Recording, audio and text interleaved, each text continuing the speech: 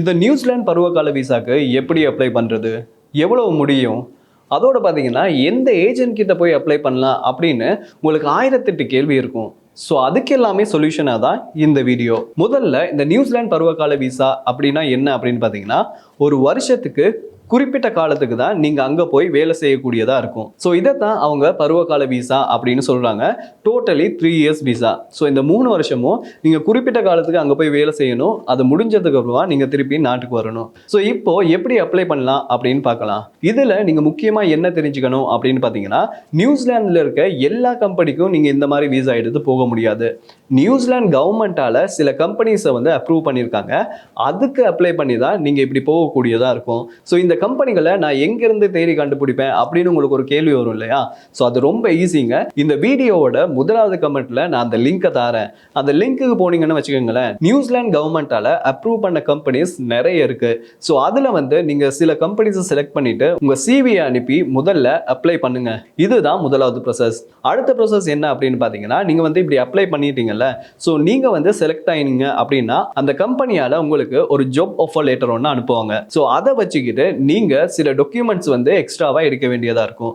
அது என்னென்ன டாக்குமெண்ட்ஸ் அப்படின்னு பார்த்தீங்கன்னா, போலீஸ் கிளியரன்ஸ், மெடிக்கல் சர்டிஃபிகேட், அப்புறமா உங்களுடைய பாஸ்போர்ட் அது வந்து வேலிடா இருக்கணும்.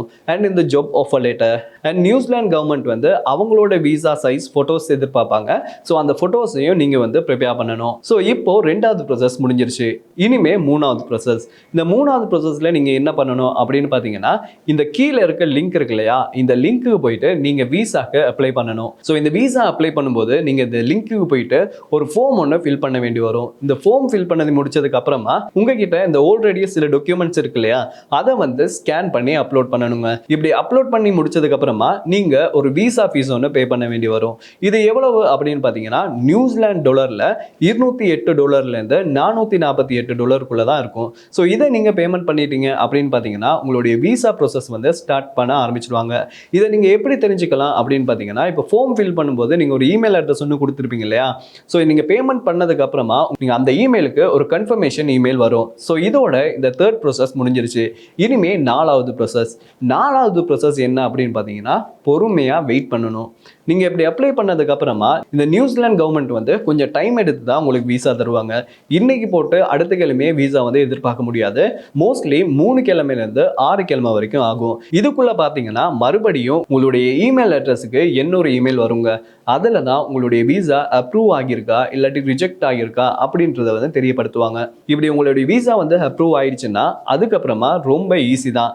நீங்க வந்து ஃப்ளைட் டிக்கெட்டை புக் பண்ணிட்டு உங்களுடைய கம்பெனி இருக்கு இல்லையா, அவங்க வந்து சில இன்ஸ்ட்ரக்ஷன்ஸ் தருவாங்க. அதை ஃபாலோ பண்ணிட்டு நீங்க நியூசிலாந்துக்கு போறது மட்டும்தான் உங்க வேலையா இருக்கும். இதே நேரத்தில் பார்த்தீங்கன்னா, இப்போ வீடியோ பார்த்துட்டு இருக்கவங்க இருக்காங்க இல்லையா, இவங்களுக்கு இப்பவே ஒரு டவுட் ஒன்று வந்திருக்கும். அதாவது எனக்கு இங்கிலீஷ் எல்லாம் அவ்வளோ தெரியாது, நான் இப்போ எப்படி இந்த ஃபார்ம் எல்லாம் ஃபில் பண்ணுவேன் அப்படி இப்படின்னு நிறைய பேர் நிறைய மாதிரி யோசிச்சுட்டு இருப்பாங்க.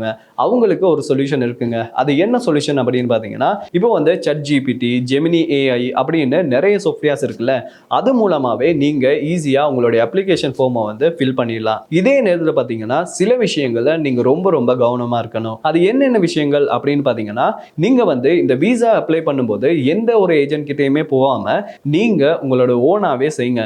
ஏன்னா ஏஜென்ட் மூலமா இந்த விசால எந்த மாற்றமுமே செய்ய முடியாது. நீங்க வந்து சில டாக்குமெண்ட்ஸ் வந்து அப்லோட் பண்ணுவீங்கல்ல, நீங்க அப்லோட் பண்ற டாக்குமெண்ட்ஸ் எல்லாமே ஒரிஜினலா இருக்கணும். சில பேர் இந்த டூப்ளிகேட் டாக்குமெண்ட்ஸ் எல்லாம் எடுத்து அப்லோட் பண்ணுவாங்க. நீங்க அப்படி அப்லோட் பண்ணீங்கன்னா நிச்சயமா உங்களுக்கு அந்த விசா கிடைக்க போறது இல்ல. அதே நேரத்தில் பார்த்தீங்கன்னா, நீங்க இந்த விசா ஃபீஸ் பே பண்றீங்கல்ல, அது மட்டும் தான் நீங்க பே பண்ணணும். அதுக்கு மேல நீங்க எதுவுமே பே பண்ண தேவையில்ல. இப்போ ஏஜென்ட்ஸ் கிட்ட போனீங்கன்னு வச்சுக்கோங்களேன், அவங்களுக்கு ஒரு கணக்கு கொடுக்கணும். ஆனா அதுவே நீங்க ஓனா செய்யும் போது அந்த காசும் உங்களுக்கு மிச்சம் அப்படின்னு தான் சொல்லணும். அண்ட் நெக்ஸ்ட் என்ன அப்படின்னு பார்த்தீங்கன்னா, நீங்க இந்த விசாக்கு அப்ளை பண்ணும்போது நியூசிலாந்து கவர்மெண்டோட ஒஃபிஷியல் வெப்சைட்ல அப்லோட் பண்ணுங்க. நான் இப்போ உங்களுக்கு ஒரு லிங்க் கொடுத்தேன் இல்லையா, அது மூலமா தான் நீங்க அப்ளை பண்ணணும். ஏன் அப்படின்னு பார்த்தீங்கன்னா, சில URL வந்து ஃபேக்கா கூட இருக்கலாம். ஸோ அந்த URL நீங்க வந்து பேமெண்ட் பண்ணும்போது உங்களுடைய பேமெண்ட் வந்து உங்களுக்கு திருப்பி கிடைக்காம கூட இருக்கலாம். ஸோ ஆக மொத்தத்தில் பார்த்தீங்கன்னா, இதுதான் நியூசிலாந்து பருவகால விசாக்கு அப்ளை பண்ற ப்ராசஸ். ஸோ இந்த வீடியோ உங்களுக்கு ரொம்ப யூஸ்ஃபுல்லா இருக்கும் அப்படின்னு நினைக்கிறேன். இதே மாதிரி இன்னொரு வீடியோல உங்களை சந்திக்கும் வரை உங்களிடமிருந்து விடைபெறும் நான் விஜய் அருண், கேமராமேன் ரிஷி அருணுடன். நன்றி, வணக்கம்.